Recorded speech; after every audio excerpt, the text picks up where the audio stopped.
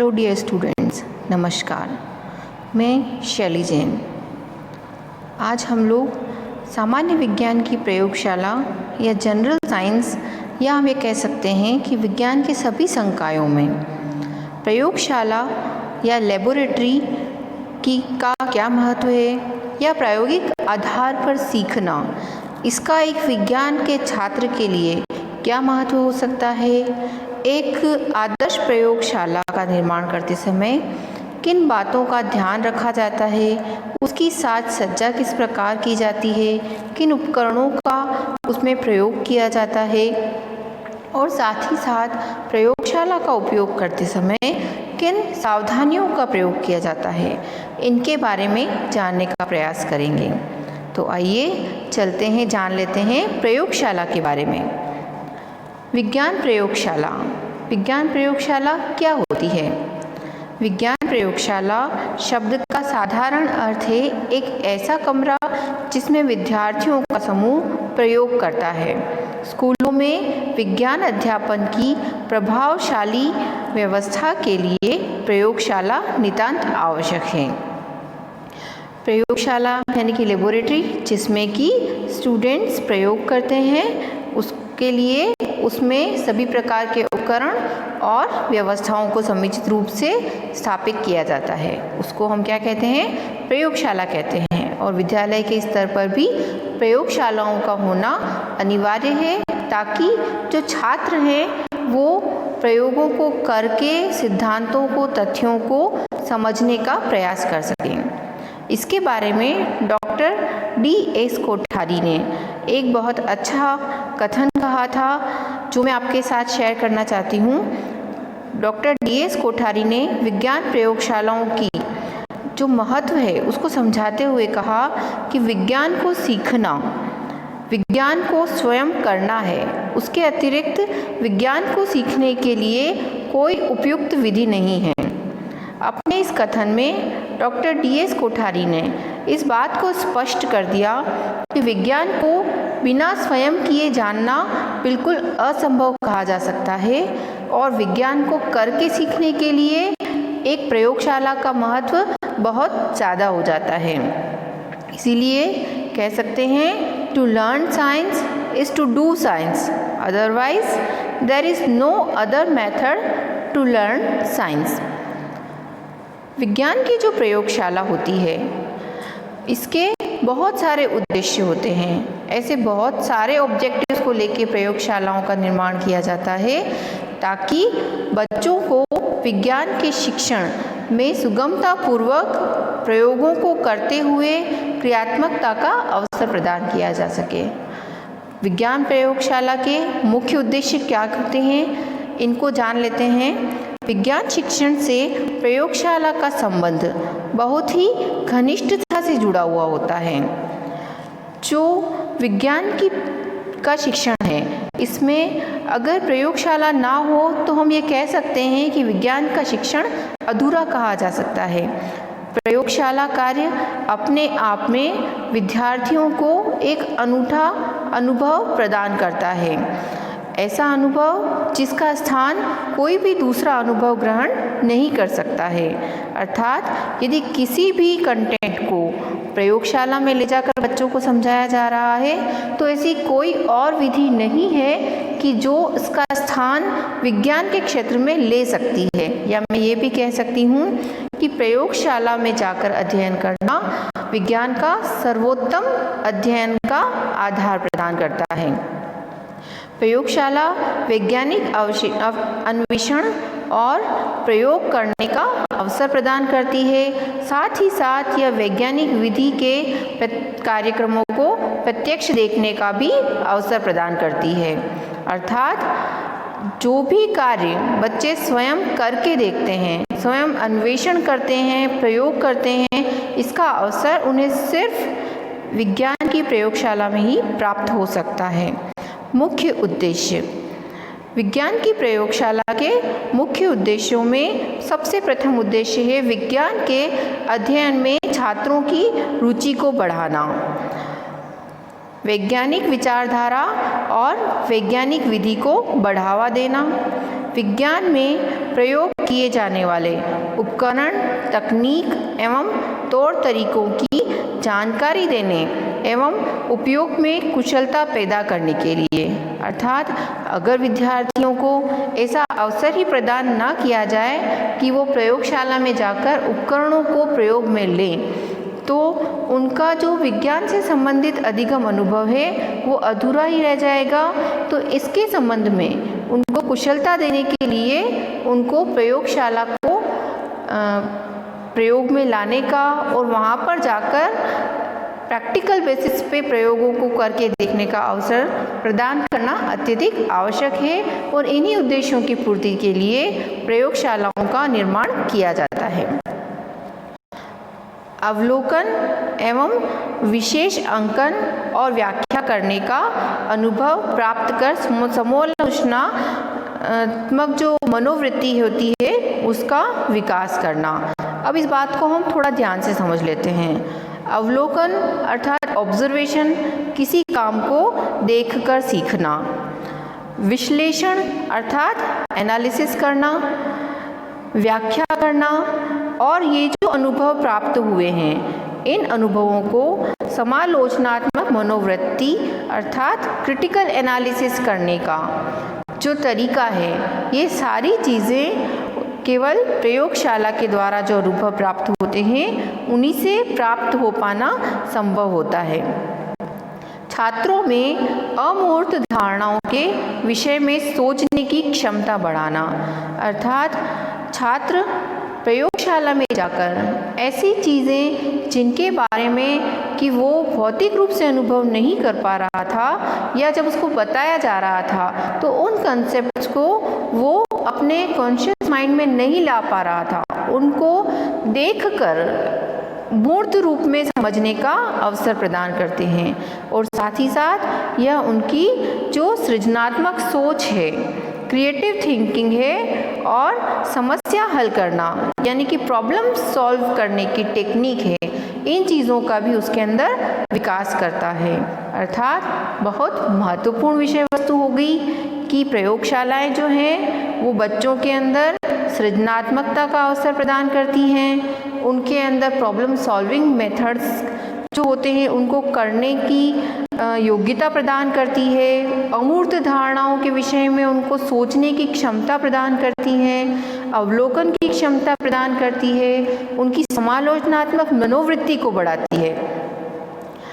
जो व्याख्यान एवं अन्य विधियां हैं उनसे कक्षा में सामग्री पढ़ाई जाती है, बच्चों को जो भी जानकारियां उनको दी जाती है उनसे संबंधित धारणाओं एवं सिद्धांतों में विद्यार्थियों की समझ को तीव्र करना, क्योंकि यदि प्रयोग करने का या उनको अपनी आँखों से स्वयं देखने का अवसर इन चीज़ों के लिए प्रदान नहीं किया जाता है तो जो कुछ भी चीज़ें, कंसेप्ट्स, जो कुछ भी फैक्ट्स उन बच्चों को कक्षाओं में बताए जा रहे हैं उनको, उन प्रिंसिपल्स को उनको अप्लाई करने का अवसर प्रदान नहीं हो पाता है और इसकी वजह से उनका जो ज्ञान है वो अधूरा रह जाता है और हम जो अंडरस्टैंडिंग उनके अंदर डेवलप करना चाह रहे हैं वो अंडरस्टैंडिंग उतनी शीघ्रता से उनके अंदर डेवलप नहीं हो पाती। अब जान लेते हैं प्रयोगशाला के कार्य के महत्व के बारे में। प्रयोगशाला में कार्य करना और बच्चों को प्रयोगात्मक कार्य का अवसर देना बहुत महत्वपूर्ण प्रक्रिया होती है और इसी के द्वारा उनके विज्ञान के शिक्षण को पूर्ण किया जा सकता है। प्रयोगशाला विज्ञान शिक्षण का वातावरण उत्पन्न करती है। प्रयोगशाला द्वारा छात्रों को करके सीखने के सिद्धांत के आधार पर ध्यान दिया जाता है जो अत्यधिक स्थायी होता है। छात्रों में वैज्ञानिक दृष्टिकोण का विकास होता है। छात्रों में सामूहिक रूप से कार्य करने के सामाजिक गुणों का भी उससे विकास होता है। जब छात्रों को प्रयोगशाला में एक साथ मिलकर काम करने का अवसर प्रदान किया जाता है तो उनके अंदर सामाजिक गुणों का भी विकास होने लगता है। छात्रों में आत्मविश्वास एवं अनुशासन की भावनाओं का जन्म होता है, क्योंकि प्रयोगशाला एक ऐसा ही स्थान है जहाँ पर विद्यार्थियों को अनुशासन के साथ कार्य करना अत्यधिक आवश्यक होता है। छात्रों को पुष्ट एवं प्रामाणिक ज्ञान करवाया जाता है, क्योंकि जो कुछ भी सिद्धांतों को उन्हें सैद्धांतिक आधार पर पाठ्य पुस्तकों से पढ़ने को मिलता है, उन चीज़ों को वो प्रयोगशाला में जाकर स्वयं उन प्रयोगों को करके देखते हैं और जो उनको प्रमाण प्राप्त होते हैं उनके आधार पर उनके ज्ञान को एक पुष्टि प्रदान होती है और उनको अपना ज्ञान पूर्ण रूप से प्रामाणिक लगता है। प्रयोगशाला में प्रयोग करने से छात्रों में सोचने, विचारने, निरीक्षण करने एवं निर्णय लेने की क्षमता का विकास होता है। साथ ही साथ प्रयोगात्मक कार्य से विविधता एवं उत्साह प्राप्ति में वृद्धि होती है, क्योंकि अगर बच्चों को विज्ञान का शिक्षण सिर्फ क्लासरूम के एनवायरनमेंट में और सैद्धांतिक आधारों पर ही करवाया जाता है तो ये भी संभावना हो सकती है कि इस प्रकार के जो शिक्षण अनुभव छात्रों को प्राप्त हो रहे हैं कहीं न कहीं वो उन्हें अरुचिकर लग सकते हैं या विषय के प्रति भी उनकी जो रुचि है उसको कम कर सकते हैं। लेकिन जब वो प्रयोगशाला में जाकर कार्य करने का अवसर प्राप्त करते हैं तो इससे उनके कार्यों के अंदर वैरायटी उत्पन्न होती है, जिससे उनको पुनः उत्साह की प्राप्ति होने लगती है। प्रयोगशाला में प्रयोग करने से आलोचनात्मक चिंतन के प्रशिक्षण की संभावनाओं का मार्ग भी प्रशस्त होता है। आलोचनात्मक चिंतन, जिसको हम क्रिटिकल थिंकिंग भी कहते हैं, अर्थात कि किसी चीज़ के लिए वो सभी पक्षों पर विचार करके और अपने तर्कों को देना सीख सकते हैं और इन चीज़ों के लिए उनको काम करके सीखने की जो ट्रेनिंग है वो देना अत्यधिक आवश्यक है। अब हम समझ लेते हैं कि एक आदर्श प्रयोगशाला हम कह सकते हैं कि अगर विद्यालय के स्तर पर भी कोई प्रयोगशाला का निर्माण करवाया जाता है जो विज्ञान से संबंधित है तो उसके अंदर क्या क्या विशेषताएं होनी चाहिए, उसका साज सज्जा या उसकी जो आवश्यक योजना है निर्माण की वो किस प्रकार होनी चाहिए ताकि उसमें प्रयोगशाला का कार्य अच्छे ढंग से सुसंगठित ढंग से किया जा सके। इसलिए हम प्रयोगशाला की योजना कैसी होनी चाहिए उसका अध्ययन करते हैं। प्रयोगशाला की योजना के संदर्भ में एक लेबोरेटरी लेआउट जो विशेष रूप से प्रचलित है या हम जिसको आदर्श रूप में स्वीकार कर सकते हैं उसकी योजना आपके सामने प्रस्तुत की जा रही है। इसके अंदर अगर देखा जाए तो अलग अलग स्थानों को निश्चित करके और जैसे जैसे प्रयोगों के लिए उनकी आवश्यकता होती है उनको निश्चित उनके स्थान को सुनिश्चित कर लिया जाता है।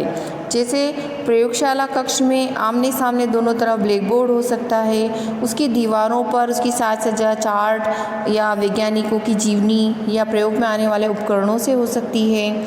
उसके अंदर आदर्श रूप में एक बार में 30 से 40 बच्चों के बैठने की व्यवस्था होनी चाहिए। उसके अंदर पानी की सुचारू व्यवस्था होती है, डार्क रूम की व्यवस्था होनी चाहिए। इन सभी को देखते हुए इसको अगर हम विश्लेषित करके और अच्छे प्रकार से पढ़ने का प्रयास करते हैं तो ये जो लेआउट आप देख रहे हैं इस लेआउट के मुख्य बिंदुओं का अध्ययन इस प्रकार से किया जाता है।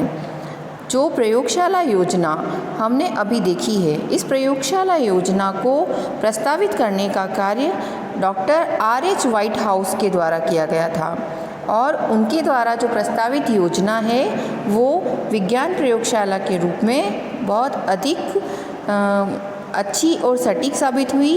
इसीलिए इस योजना को एक आदर्श योजना की तरह स्कूलों में और प्रयोगशाला कक्षों के लिए महाविद्यालयों में प्रयोग में लाया जाता है। इनके द्वारा जो बनाई गई प्रयोगशाला है वो एक मिश्रित प्रयोगशाला कही जा सकती है, जिसमें कक्षा और प्रयोगशाला दोनों को समन्वित रूप में प्रदर्शित किया गया है। इसमें 40 से 50 छात्रों के लिए प्रदर्शन और 20 से 25 छात्रों के लिए उसके अंदर प्रायोगिक कार्य करने की व्यवस्था रहती है। प्रयोगशाला की योजना का विवरण इस प्रकार से होता है। प्रयोगशाला की बनावट कैसी होती है? प्रयोगशाला का जो कमरे का आकार है वो 45x25 उपयुक्त माना गया है। कमरे का आधा भाग अध्ययन कक्ष के रूप में तथा आधा भाग प्रयोगशाला के रूप में होता है। दीवारें और फर्श किस प्रकार की होती है?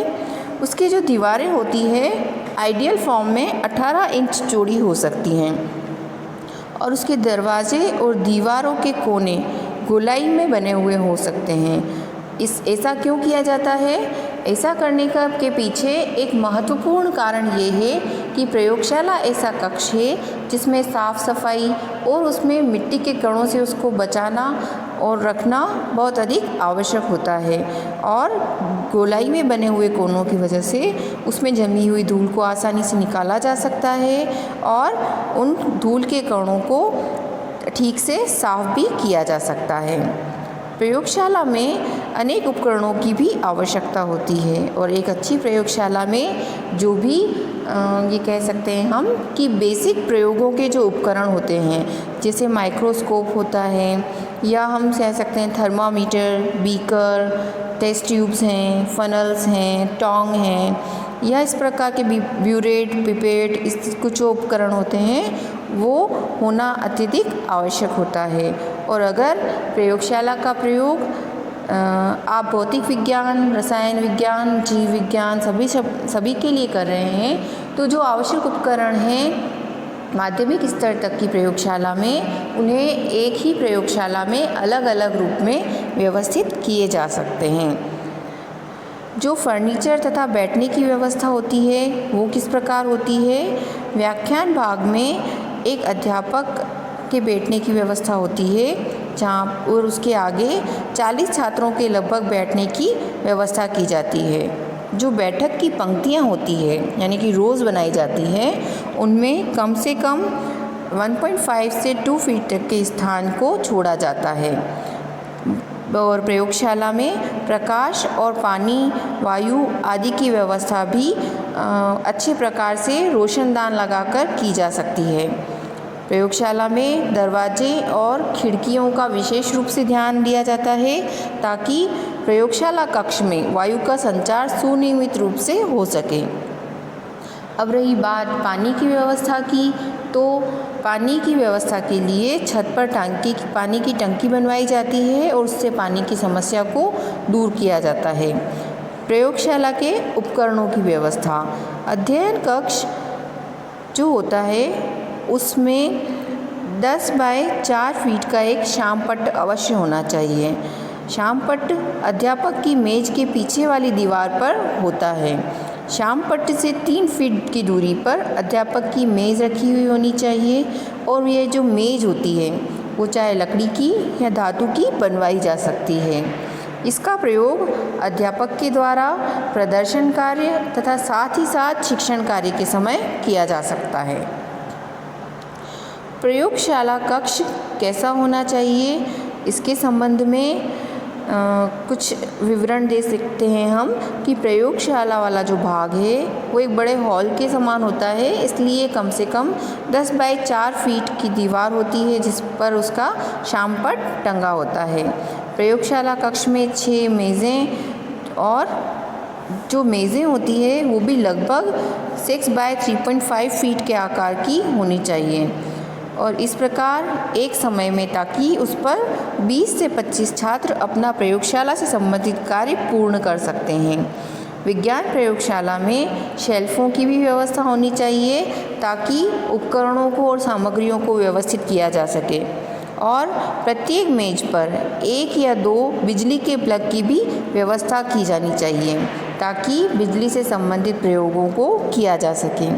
विज्ञान उपकरणों की साज सज्जा, प्रयोगशाला के दीवारों पर साज सज्जा के लिए जो वैज्ञानिकों के चित्र एवं उनकी जीवनियों को टांगा जा सकता है। कोने में एक बुलेटिन बोर्ड भी लगवाया जा सकता है जिस पर कि हम सूचनाओं या लेखों से संबंधित विवरण को प्रदर्शित कर सकते हैं। विभिन्न मशीनों तथा उनके कलपुर्जों के चार्ट या मॉडल के द्वारा भी प्रयोगशाला को आकर्षक बनाने का कार्य किया जा सकता है। प्रयोगशाला में एक अंधकार कक्ष या डार्क रूम इसकी भी व्यवस्था की जाती है, ताकि जो प्रयोग प्रकाश से संबंधित होते हैं उन प्रयोगों को वहाँ पर किया जा सके। इसके लिए प्रयोगशाला में एक उपयुक्त स्थान पर अंधकार कक्ष होना चाहिए। इसमें आगम निर्गम द्वार प्रयोगशाला कक्ष से जुड़ा होता है, ताकि उससे सीधा प्रयोगशाला में जाया जा सके। प्रकाश संबंधी जो प्रयोग हैं उनमें छात्रों को करने का अवसर प्राप्त होता है। अंधकार कक्ष में प्रेक्षण प्राप्त करने के लिए विद्युत लैंप या टॉर्च की भी व्यवस्था होनी चाहिए। विज्ञान सामग्री जैसे कि यांत्रिकी से संबंधित जो होते हैं या ताप, प्रकाश, चुंबकत्व तथा ध्वनि से संबंधित जो अनेक प्रयोग होते हैं उनसे संबंधित विभिन्न जो प्रयोगों के जो उपकरण होते हैं उनके पृथक पृथक वर्ग बनाकर उनको प्रयोगशाला में व्यवस्थित किया जाना चाहिए।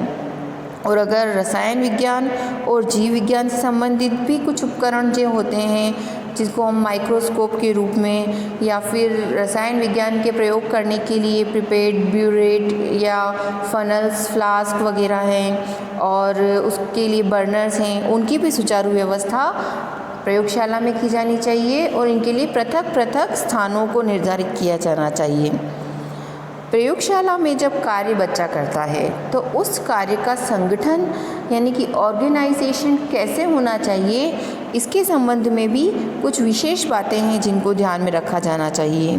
प्रयोगशाला में कार्य करते समय एक योग्य एवं अनुभवी विज्ञान शिक्षक को वास्तविक रूप से अपनी कक्षा को संगठित रूप से उचित प्रयोग कार्य करवाना चाहिए, क्योंकि अगर कक्षा में 30 से 40 तक बच्चे हैं और उनको व्यवस्थित ढंग से संगठित रूप से कार्य नहीं करवाया जाता है तो एक तो प्रयोगशाला के अनुशासन को कभी भी स्थापित नहीं किया जा सकता है, दूसरा प्रयोगशाला के जो उपकरण हैं उनको भी नुकसान पहुंचने का खतरा रहता है और सबसे बड़ी बात ये कि जिस लक्ष्य को लेकर प्रयोगशाला कार्य संधारित किया जाता है वो भी पूर्ण नहीं हो पाता है। इसलिए प्रायोगिक कार्य की महत्ता बनी रहे, इसके लिए निम्न तथ्यों को ध्यान में रखा जाना चाहिए। सैद्धांतिक एवं प्रायोगिक कार्य का समन्वय, अर्थात जब बच्चों को प्रायोगिक कार्य करवाया जाता है तो साथ ही साथ ये बात हमको इंश्योर कर लेनी चाहिए कि उसका सैद्धांतिक ज्ञान पहले बच्चों को दिया जा चुका है और प्रयोग करते समय उस सैद्धांतिक ज्ञान को पुनः यथा आवश्यकता बच्चों को समझा देना चाहिए। प्रायोगिक कार्य का स्तर कि बच्चे किस लेवल के हैं और उन्हें किस स्तर तक के ज्ञान की आवश्यकता है, तो बच्चों को उनके स्तर के अनुकूल ज्ञान दिया जाना चाहिए। प्रयोगशाला कार्य का उद्देश्य, बच्चों के दिमाग में वो किस उद्देश्य को लेकर प्रायोगिक कार्य कर रहे हैं, पहले कक्षा में इन बातों को बिल्कुल क्लियर कर देना चाहिए ताकि बच्चे सिर्फ उस प्रयोग से संबंधित कार्यों को करें और उन उद्देश्यों को प्राप्त किया जा सके जिसके लिए बच्चों को प्रायोगिक कार्य करने का अवसर दिया जा रहा है।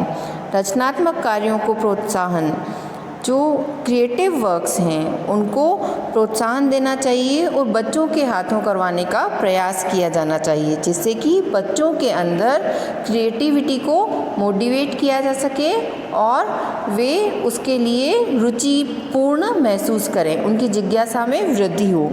अध्यापक की उपस्थिति एवं स्थान, प्रयोगशाला में जब भी बच्चे काम करते हैं तो प्रयोगशाला के जो नियम हैं उनको ध्यान में रखते हुए अध्यापक को अपनी स्थिति को सुनिश्चित करना चाहिए ताकि बच्चे स्वयं प्रयोग करके भी सीख सकें, लेकिन उनका निरीक्षण अध्यापक के द्वारा ढंग से किया जा सके। इसके साथ ही साथ प्रायोगिक कार्य का समय पर रिकॉर्ड भी तैयार किया जाना चाहिए कि बच्चे सिर्फ प्रायोगिक कार्य को देखकर और करके चले ना जाएं, उनको ऑब्जर्वेशन यानी कि प्रेक्षण कार्य किस प्रकार किया जाता है, उनको कैसे नोट किया जाता है, उनकी रिकॉर्डिंग किस प्रकार होती है और उनका जो डायरी में कैसे मेंशन किया जाता है, इन सब चीज़ों का भी बच्चों को बिल्कुल सही ढंग से निर्देश दिया जाना चाहिए। ऑब्जर्वेशन करते हुए इन कार्यों को परफॉर्म करवाया जाना चाहिए। प्रायोगिक कार्यों का मूल्यांकन करना, शिक्षक को समय समय पर घूम कर बच्चों के द्वारा किए जाने वाले कार्य का मूल्यांकन भी करना चाहिए और उनके द्वारा किए गए रिकॉर्ड्स को भी ध्यान से देखा जाना चाहिए, परखा जाना चाहिए कि उसमें उनका ज्ञान पूर्ण हो पाया है या नहीं। छात्रों का समूह में विभाजन, अगर बच्चों को प्रॉपर 4-4 या 5-5 के समूह में विभाजित करके प्रयोग करने का अवसर दिया जाता है तो वो उसको अच्छी प्रकार से समूह में करने से समझ भी पाते हैं और खुद भी करना सीख पाते हैं। अगर उनको विभाजित नहीं किया जाएगा तो सभी बच्चे एक साथ अगर उन प्रयोगों को करने का प्रयास करेंगे तो कभी भी प्रयोगशाला के उद्देश्यों को पूर्ण नहीं किया जा सकेगा। इसलिए छात्रों को अच्छे समूहों में विभाजित कर देना चाहिए। विज्ञान के विद्यार्थियों में अनुशासन, प्रयोगशाला में जाने से पूर्व ही बच्चों को इस बारे में अच्छे ढंग से समझा देना चाहिए, उनको सूचना दे देनी चाहिए कि प्रयोगशाला में एक विद्यार्थी को किन अनुशासन नियमों का पालन करना चाहिए ताकि प्रयोगशाला की व्यवस्था को बनाया जा सके और एक समन्वित ढंग से प्रयोगशाला का प्रायोगिक कार्य का निर्वहन किया जा सके। विज्ञान के छात्रों के लिए निर्देशन और मार्गदर्शन से संबंधित पर्याप्त व्यवस्था होनी चाहिए। शिक्षक तो समय समय पर उनका मार्गदर्शन करते ही हैं, इसके लिए कुछ सीनियर छात्रों का भी उपयोग में लिया जा सकता है और साथ ही साथ जो प्रयोगशाला है उसके अंदर कुछ नियमावली को लिखित रूप में भी लगाकर रखा जा सकता है ताकि छात्रों को उनका पालन करवाया जा सके। प्रयोगशाला में सुरक्षा एवं सावधानियाँ, safety measures and precautions in laboratory. प्रयोगशाला में कार्य करते समय अत्यधिक सावधानी बरती जानी चाहिए, पर यदि फिर भी किसी कारण से वहाँ उपस्थित किन्हीं पदार्थों से या कटने से, जलने से किसी भी प्रकार से कोई दुर्घटना हो जाती है तो उसका उपचार किस प्रकार किया जाता है ये भी जानकारी होना अत्यधिक आवश्यक होती है। हालांकि ये प्रयास किया जाना चाहिए कि काम अत्यधिक सावधानी पूर्वक किया जाए, किंतु अगर फिर भी कोई दुर्घटना हो जाती है तो उसका तात्कालिक उपचार प्रयोगशाला में ही कर लेना चाहिए और उसके बाद किसी चिकित्सक का परामर्श भी ले लेना चाहिए। अम्ल से यदि जल जाते हैं तो अम्ल से जलने पर फफोले को फोड़ना नहीं चाहिए, अपितु पानी से धोने के बाद सोडियम बाइकार्बोनेट या बोरेक्स के घोल से धोकर फिर पुनः पानी से धोकर उसके बाद कोई मरहम लगा लेनी चाहिए। अगर क्षार से जल जाते हैं तो घाव को शुद्ध पानी से धोने के पश्चात नींबू के रस से या 1% एसिटिक एसिड के घोल से धोना चाहिए, जिसके कारण कि जलन तुरंत ही कम हो जाए और उसके बाद मरहम पट्टी लगा लेनी चाहिए। अगर आग से जलन होती है तो जले हुए स्थान पर गीला नमक लगाने से फफोले नहीं पड़ते हैं और यदि फफोले पड़ गए हैं तो नारियल का तेल तथा चूने का पानी दोनों को फेंटकर घाव पर तुरंत लगा देना चाहिए और उसके बाद उसे साफ करके धोकर बर्नोल भी लगा सकते हैं। कटा घाव होने पर डिटोल लगाकर उसको अच्छे से घाव को धो लिया जाता है और उसके बाद कोई अच्छी मलहम लगाकर पट्टी बांध सकते हैं। आँख का आघात, यदि आँख में गलतीवश अम्ल गिर जाता है तो अम्ल गिर जाने पर चूने के पानी या 1% सोडियम बाइकार्बोनेट से अनेक बार धोया जाता है और उसके बाद उसको शुद्ध पानी से बार बार धोकर साफ करने का प्रयास किया जाता है और यदि आवश्यकता लगे तो चिकित्सक का परामर्श अवश्य रूप से ले लेना चाहिए। चखना, कभी कभी प्रयोगशाला में बच्चे किन्हीं अम्लों को, क्षारों को या किसी अनजाने रसायनों को चख लेते हैं, जिसकी वजह से उनको कोई अगर पदार्थ विषैला होता है तो उससे हानि होने की संभावना रहती है। अगर ऐसा कुछ हो जाता है तो इस स्थिति में जो विष प्रतिकारक होते हैं उनका उपयोग करना चाहिए और तुरंत ही डॉक्टर को बुला लेना चाहिए। विषैली गैस सूंघना।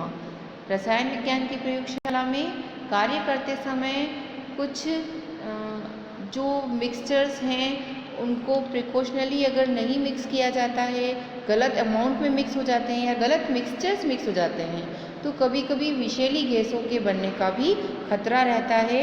और यदि ऐसी गैस को सूंघने से किसी बच्चे को चक्कर आ जाना या मूर्छा आ जाना, इस प्रकार की कोई अगर हमको दिखाई देती है समस्या, तो ऐसे समय में पहले छात्र को प्रयोगशाला से बाहर ले जाकर स्वच्छ हवा में लिटा देना चाहिए और इस स्थिति में अमोनिया या अल्कोहल को भी सूंघाया जा सकता है और तुरंत ही किसी डॉक्टर को बुलाया जाना चाहिए।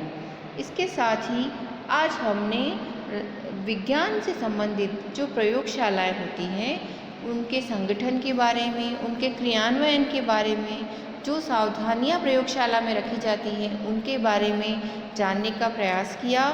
आशा करती हूँ कि ये जानकारी आपके प्रायोगिक कार्य के समय आपको अत्यंत लाभप्रद साबित होगी। इसी के साथ धन्यवाद।